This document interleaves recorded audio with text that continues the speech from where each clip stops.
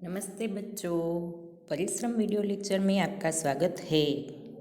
आज हम subject Hindi standard third chapter 10 जो अगले लेक्चर में हमने चैप्टर 10 का पहला पार्ट पढ़ा था, आज हम उसका बचा हुआ पार्ट यानी कि दूसरा पार्ट पढ़ेंगे। और चैप्टर 10 का नाम है रविंद्र की कलम से। सही, चलो अब अपने पेज नंबर 49 पर ध्यान रखें, लेकिन उससे पहले हम अगले लेक्चर का थोड़ा सा रिवीजन कर लेते हैं। बराबर, तो इसमें रविंद्र है वो आपके जैसा छोटा सा बालक है।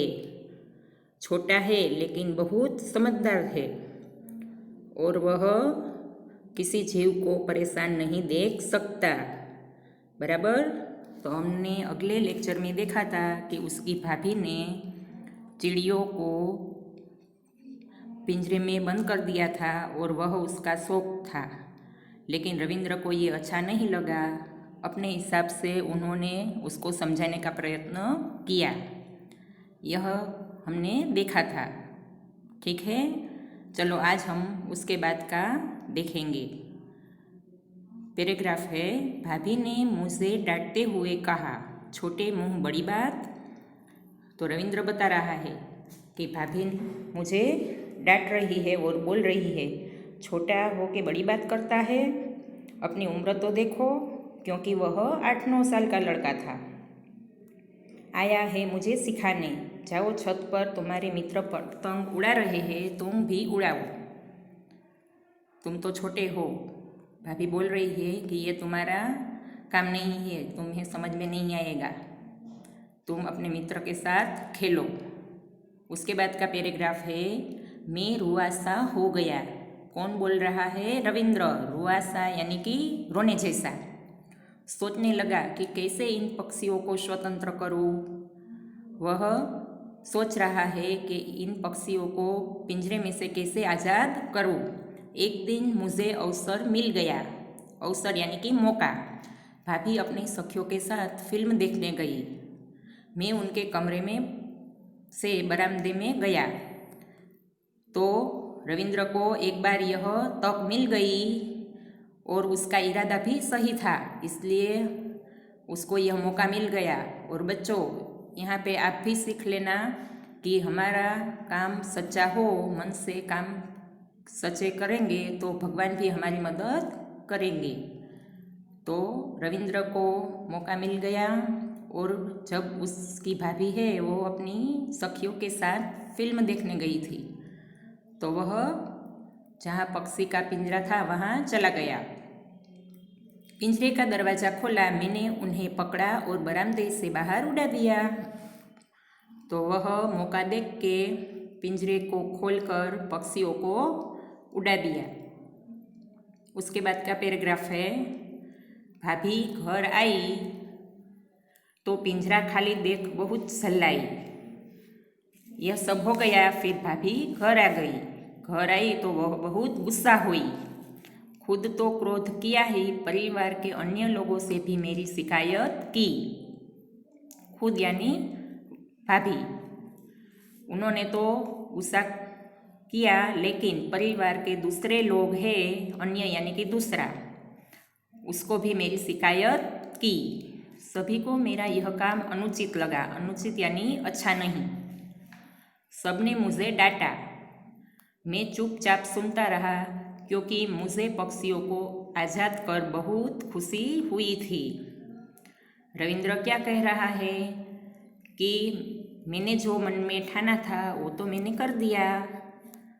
सबने मुझे डांटा लेकिन मुझे कुछ नहीं हुआ और मैंने तो खुशी हुई कि मैंने तो पक्षियों को आज़ाद करवा दिया।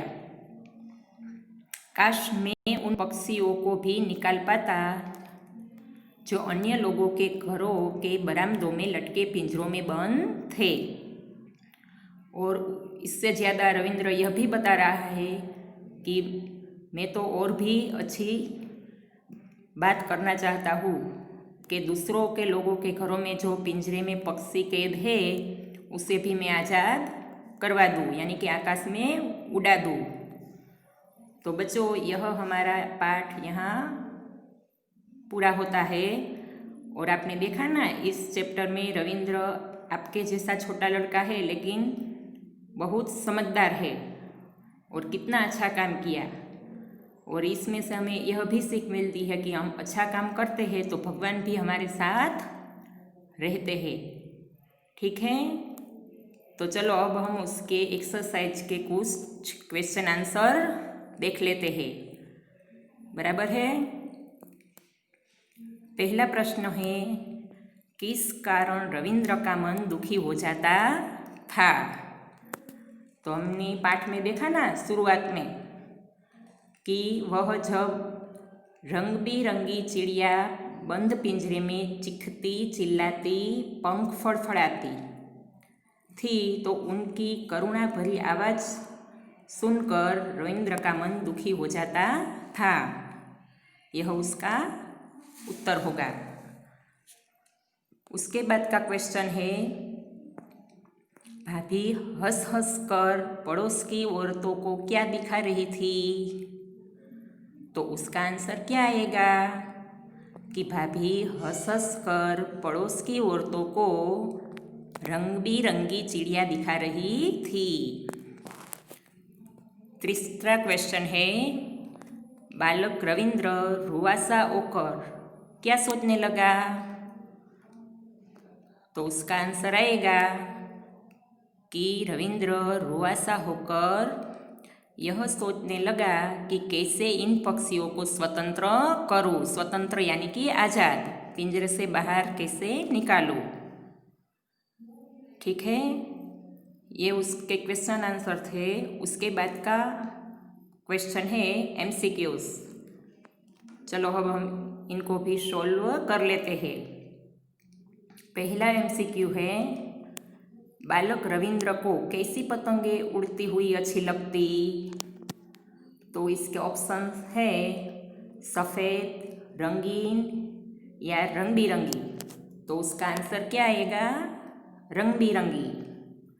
उसके बाद का क्वेश्चन, उस समय लोगों के घरों में किस चीज़ का शौक था?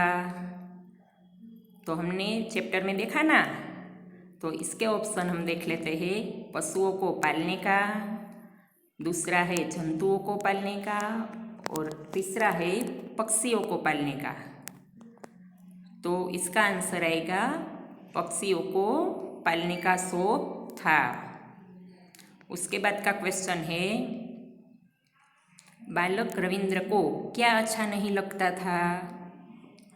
तो उसके ऑप्शन नीचे दिए गए हैं।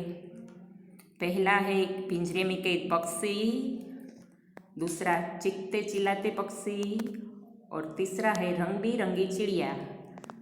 तो इसका आंसर क्या आएगा? पिंजरे में कैद पक्षी। उसके बाद का MCQ है, आप इन पक्षियों पर अत्याचार कर रही है। इन प्राणियों ने आपका क्या बिगाड़ा है जो इन्हें कैद कर पिंजरे में डाल दिया है? यह वाक्य किसने कहा? तो इसका आंसर क्या आएगा? बालक ने, और बालक यानी कि रविंद्र। उसके बाद का है, वाह कितनी सुंदर चिड़िया है। यह वाक्य किसने कहा था? तो यह वाक्य कहा था भाभी की सखियों ने। ठीक है, चलो इसके बाद का क्वेश्चन है ट्रू एंड फॉल्स, यानी कि राइट या रॉन्ग। पहला है, पतंगों के साथ उड़ते पक्षी भी रविंद्र को अच्छे लगते थे। तो ये क्या आएगा? राइट। उसके बाद का सेंटेंस है, पिंजरों में कैद पक्षियों को देखकर बालक बहुत खुश होता। वो रॉन्ग, क्योंकि रविंद्र को यह अच्छा नहीं लगता था।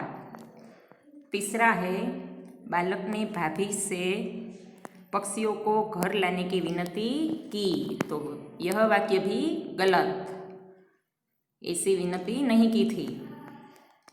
उसके बाद का है, भाभी हंस हंस कर पड़ोस की औरतों को रंग बिरंगी चिड़िया दिखा रही थी। तो उसका आंसर आएगा राइट। बराबर है। चलो अब उसके बाद थोड़ा सा हम ग्रामर देख लेते हैं। तो पहला है उल्टे अर्थ वाले शब्द यानी कि ऑपोजिट वर्ड। तो बड़ा तो क्या आएगा छोटा, पास तो दूर, ऊंचा तो नीचा, अच्छा तो बुरा।